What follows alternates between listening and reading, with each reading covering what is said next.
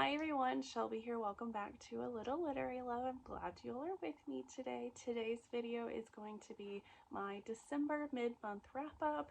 We are in my living room again because I'm filming while my kids are napping again.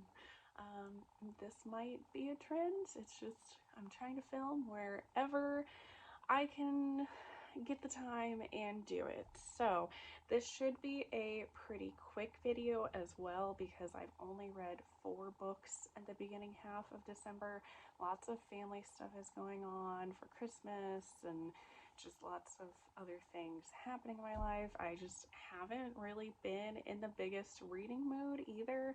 I do have a few books that I am in the currently reading and I should be finishing soon, so I'm hoping I'll have a little bit more books to talk about at my end of December wrap up, but for now we just have 4. So like I said, hopefully we can get through those pretty quickly. So we're going to start off with, I read A Princess in Theory by Alyssa Cole. I picked this one up for the 23 for 23 challenge. Alyssa Cole is a Black author. And this is a royalty romance, and this is like a modern day royalty romance. So this is about our hero. He is a prince from some African country, and he is wanting to find this woman that he has been betrothed to since they were children, and then her and her parents went missing. So his court or whatever finds this woman, and she has no idea that she is royalty and that she is betrothed to this prince. He finds her in New York. She is a grad student and she is trying to pay her bills. She's working and she really does not have time for love. So he finds her and she mistakes him for a new employee at the job that she is working at and puts him to work, and he sees this as an opportunity to get to know her, just one-on-one them, without the whole burden of like a crown and him being a prince, that she can get to know him for him. But then, like I said, she really doesn't care about trying to find love. Her parents died in a car crash, so she kind of believes that everybody that she loves is going to end up leaving her one day. And then because she also grew up in like the foster care system after they died. So she really does not care about falling in love, but then eventually she does find out that he is a prince and goes back to his home country. So I gave this one 4 stars. I thought it was really cute. It was a bit slower than I like. There were some bits that I felt like probably could have been cut out.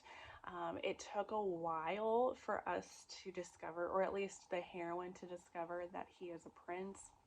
And I also didn't really care for him lying to her about who he was, but I do like that the heroine didn't really forgive him all that easily for it. So I like that. I like that she was a pretty strong heroine, and overall this was a very cute story, and I really enjoyed it. So then next, I read the second book of the series. This series is called the Reluctant Royal series. The second book is A Duke by I can talk, excuse me, A Duke by Default. And this is about the best friend of the heroine from the first book.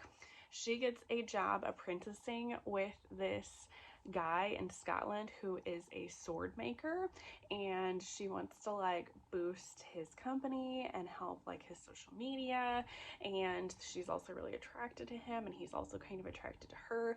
And then with her like snooping, she kind of discovers that he is the long lost son of a duke, so he's actually like royalty.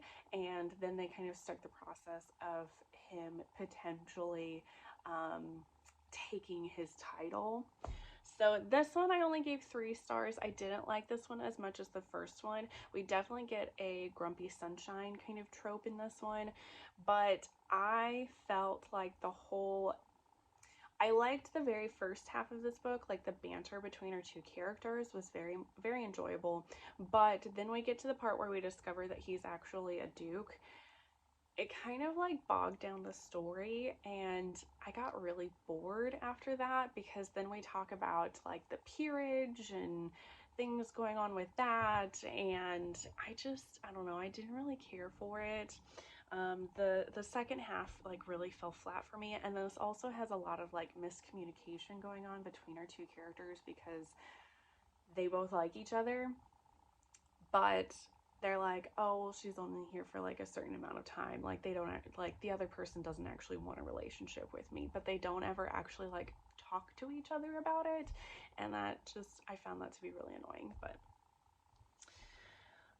then the next book I read was actually not a romance book. It's not even a fiction book. I read a nonfiction historical book called The 100 Years' War on Palestine, a history of settler colonial conquest and resistance from 1917 to 2017 by Rashid Khalidi. So I picked this one up because I have been seeing a lot of stuff in the media about Palestine, and the genocide of Palestine that is going on now, and it's very heartbreaking and devastating. So I decided to pick this book up just to start learning a little bit more about Palestine and kind of what led to this point that we're at now currently in the world. So the author basically just talks about, Palestine has existed however long, but it starts in 1917 after after World War One, and the great like world powers deciding that they want to create a space for Jewish people, just a country all its own. And I honestly thought that that didn't start until after World War II, but no, it was a thought and it was planned before that. And they picked Palestine as this place that they were going to just make this country, even though there's already all of these people living there. And so it talks about the colonization of Palestine, of how, Britain and US and all these countries kind of joined together and kicked Palestinian people out of their homes, which was I think it's called the Makba, and pushed people out of Palestine into what is now Gaza and the West Strip, I think. And then Israel is like in the middle of those two places. And so it just kind of goes on with like the continual war of oppressing the Palestinian people and subjugating them to all of this awfulness. Even when Israel was there, like, Palestine people are ruled over by Israel and they have no rights into themselves. And then also, like, because of this, different groups formed to try to form like resistance and fight back against this. But a lot of those failed, obviously, because now we're in this situation that we're in now. And I don't know, it was a hard read. It was very depressing and it's awful. But I do like learning about this. And then I did like that the author had suggestions in the end of how the Palestinian people can effectively fight back and earn their rights and their freedoms. So I did enjoy that. So I gave it 4 stars. It was kind of hard for me to rate because, I mean, I didn't really like the subject matter, but I think that's kind of the point. And I just thought this was a very important read. So I do plan on reading more nonfiction books in the future, but yeah, so I want to start with this one. And then the last book that I read in the first half of December is going to be Being Merry by Meka James. This is another 23 for 23 read. This is a Christmas novella. It is very short. Basically, this is also a sapphic romance. So we have Noelle, and she is a doctor, and she is new to this town, and she needs a place to stay. So one of her good friends offers up her sister's place. Unbeknownst to Lennox, her sister. So we have like this grumpy sunshine kind of thing going on. Noelle absolutely loves Christmas. It is her favorite holiday. It's also her birthday, so she wants to decorate the place all Christmassy.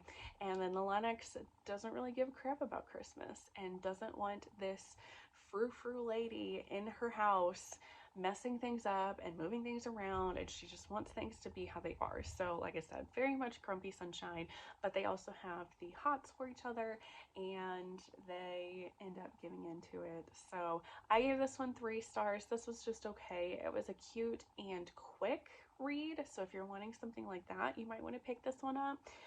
But it wasn't anything that just kind of like overly wowed me, so that's kind of why I gave it 3 stars. So there we go. Very, very quick wrap up for December mid-month, since I only read 4 things. So if you like this video, please leave a thumbs up button. I really appreciate it. Leave a comment down below with some of the books that you've been enjoying in December, and make sure to hit the subscribe button if you haven't already. I really appreciate it. Otherwise, I will see you all in the next one. Bye guys.